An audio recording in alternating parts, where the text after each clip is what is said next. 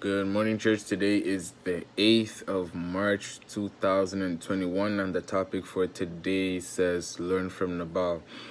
And the memory verse is taken from Ephesians 5, verse 21. Submitting yourselves one to another in the fear of God. And the Bible reading is taken from 1 Samuel 25, 4 to 20. And David heard in the wilderness that Nabal did shear his sheep. And David sent out 10 young men, and David said unto the young men, Get up, you to Carmel, and go to Nabal and greet him in my name. And thus shalt thou say unto him that liveth in prosperity, Peace be both to thee and thy house, and peace be unto all thou hast. And now I have heard that thou hast shearers. Now thy shepherds which were with us, we hurt them not, neither was there aught missing unto them, all the while they were in Carmel. Ask thy young men, and they will shew thee. Wherefore, let the young men find favor in thine eyes, for we come in a good day. Give, I pray thee, whatsoever cometh to thy hand unto thy servants and thy son David. Verse 9, And David's young men came, they spoke to Nabal according to all those words in the name of David, and ceased.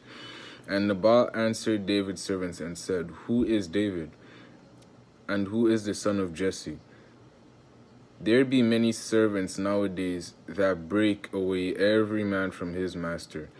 Shall I then take my bread and my water and my flesh that I have killed for my shearers, and give it unto men, whom I know not whence they be? So David's young men turned away and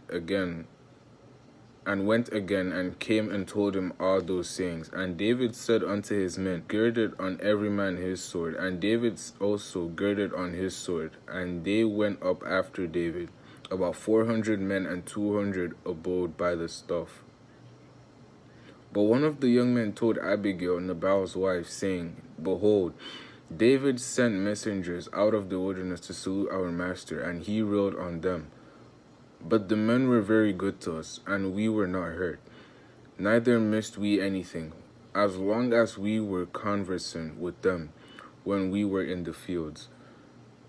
They were a wall unto us by midnight and day. All the while we were with them keeping the sheep. Now therefore know and consider what thou wilt do, for evil is determined against our master and against all his household. For he is such a son of Belial, that a man cannot speak to him.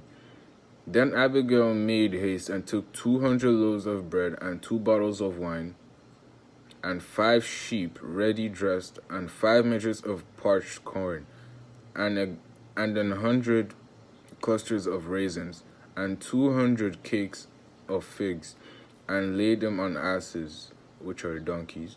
And she said unto her servants, Go on before me. Behold, I will come after you. And she told not her husband Nabal. And it was so, as she rode on the donkey, that she came down by the covert of the hill. And behold, David and his men came down against her, and she met them. The message for the open heaven. The meaning of the name Nabal is fool, and he did many foolish things, as recorded in the Bible. We will, however, only focus on these foolish acts pertaining to his marriage. Nabal always did things without carrying his wife along. A good husband would always be open with his wife. She should know what he is up to all the time. A man should never leave his wife in the dark. In our Bible reading for today, Nabal got a request from David for food supplies, and did not tell his wife, who ordinarily should have been in charge of that.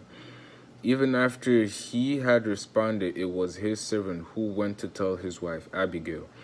He clearly didn't involve her in his affairs. Husband, ask your wife for advice every now and then.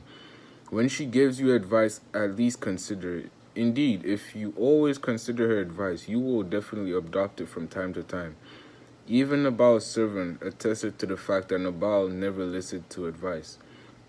1 Samuel 25, verse 17 says, Now therefore know and consider what thou wilt do, for evil is determined against our master and against all his household. For he is such a son of Belial, a man that cannot speak to him. Put your wife in charge of things or tasks she is particularly skilled or gifted in, and don't interfere except with her permission. After all, she is better at anything than you are. If Nabal had put food affairs in the hands of his wife, when David sent him a message, she would have just preferred the messenger to his wife, and she would have handled it very well. At the end of the day, Nabal would have gotten the praise. When people are saying thank you to me for the hospitality they received at our programs, many of them don't know that I had no hand in it at all. It was all my wife, even up to the feeding of the entire crowd at the convention. It is her area of strength. Why should I bother myself when I should be focusing on my areas of strength? Husband, don't be like Nabal. Listen to your wife's advice. Put her in charge of certain things for which she is better skilled than you. Wives, support your husband.